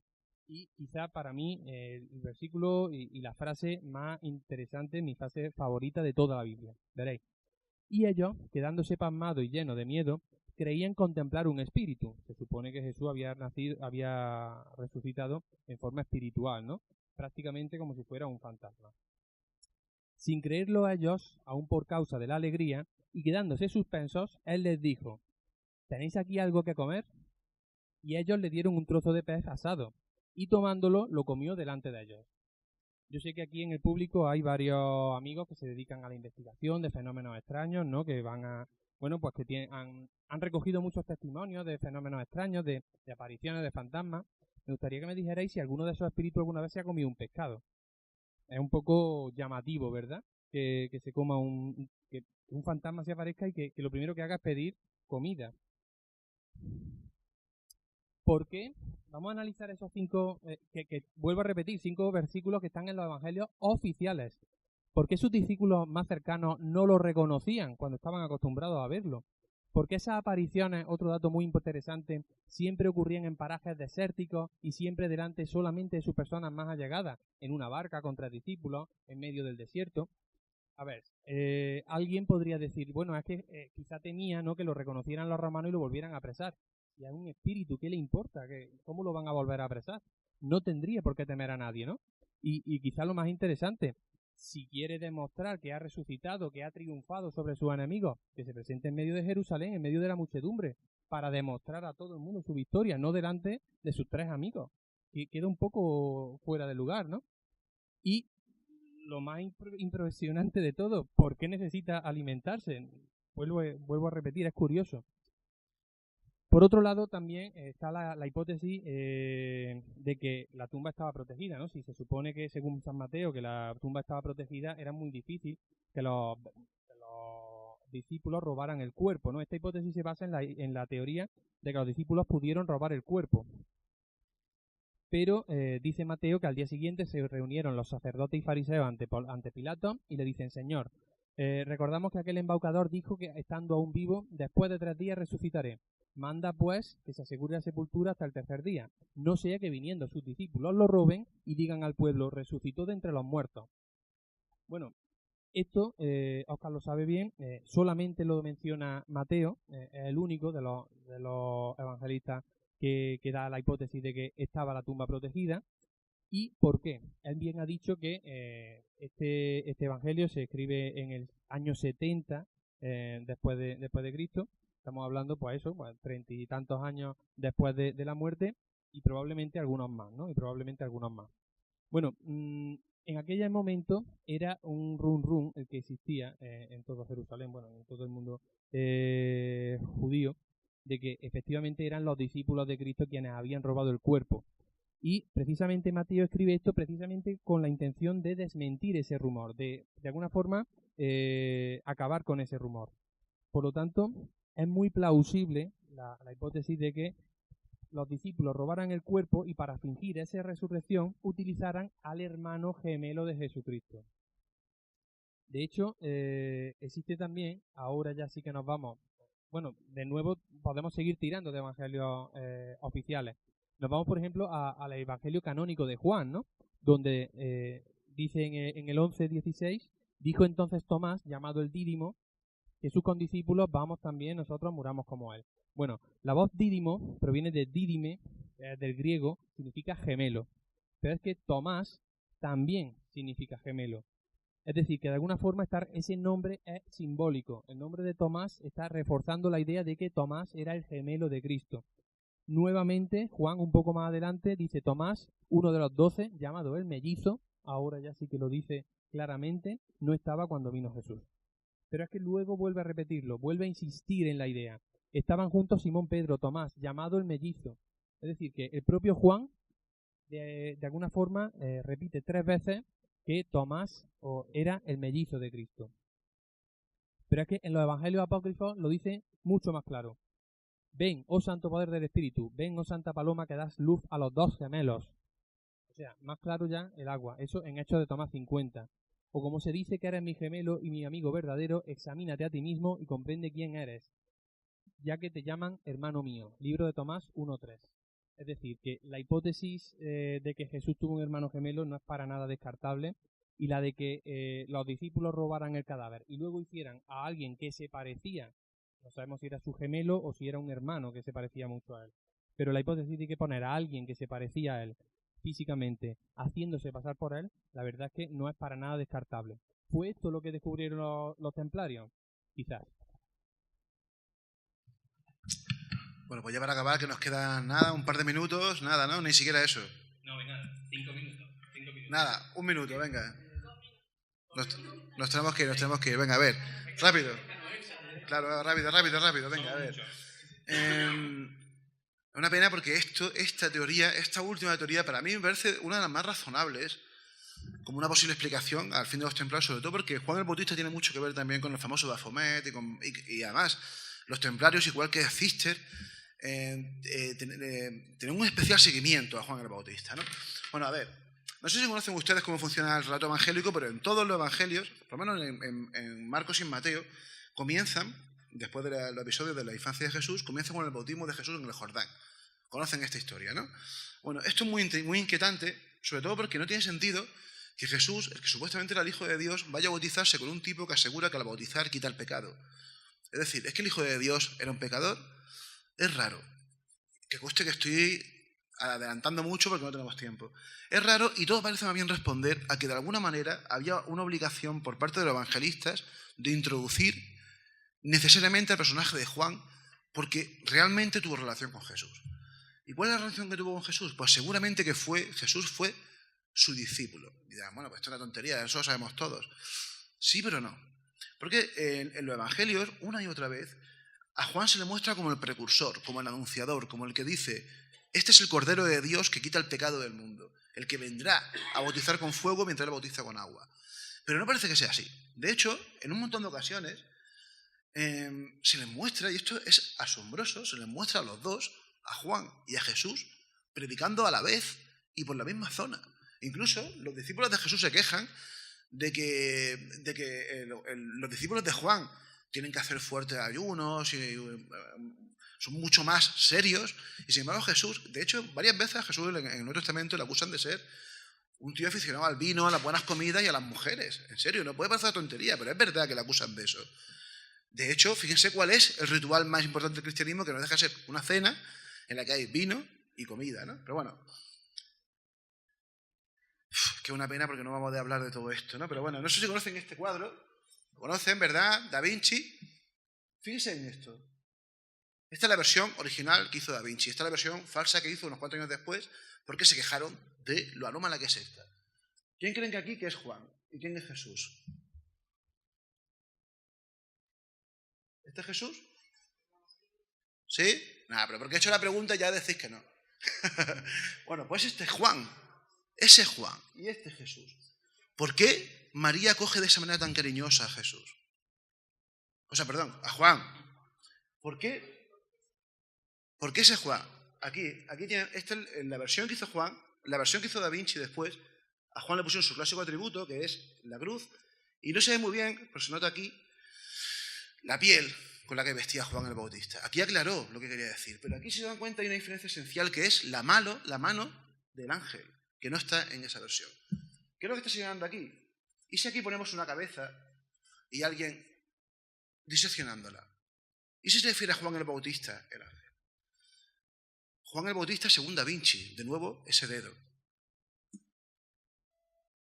Paso. Este cuadro no es de Da Vinci, es de Rafael, pero es muy curioso. Y fíjense, ¿saben quién son estos dos personajes? Platón y Aristóteles. ¿Saben quién es Platón? Platón es el que le enseña al cielo, al mundo de las ideas. ¿Y qué hace Aristóteles? El gesto que hacía la Virgen, la Virgen María en el cuadro de Da Vinci. Aristóteles señala a la tierra, a la realidad. Y si todo esto responde a una corriente subterránea que defendía que el auténtico Dios, el auténtico Mesías, el auténtico enviado era Juan el Bautista, el que apunta hacia el cielo, y Jesús era un profeta mundano, terrenal, ¿no? Bueno, pues, lo siento, pero no podemos hablar mucho más, pero se me queda en el aire esto, que son los mandeos, que son una gente, una tribu del norte de Irak, que a día de hoy siguen creyendo que Jesús era un falso Mesías y que el profeta era Juan. Y ya por último, pues esto. Los masones le dan mucha importancia a Juan el Bautista porque están plenamente convencidos de que era el auténtico Mesías, y de hecho sus dos grandes festividades son el día de San Juan y el día de San Juan el Evangelista, que es el 27 de diciembre. Bueno, la conclusión final es decir que los templarios encontraron algo en Tierra Santa que los hizo tremendamente incómodos para la Iglesia Católica de su época, pero el qué, de las 9 o 10 posibilidades que hemos dado, pues eso lo dejamos a ustedes para que cada uno saque sus propias conclusiones. Si quieren encontrar más información o necesitan más documentos para sacar esas conclusiones, pues ahí tienen un par de libros que les ayudarán seguramente a aclararse y que estaremos, si quieren traérnoslos para que los firmemos, estaremos completamente encantados de hacerlo. Muchas gracias.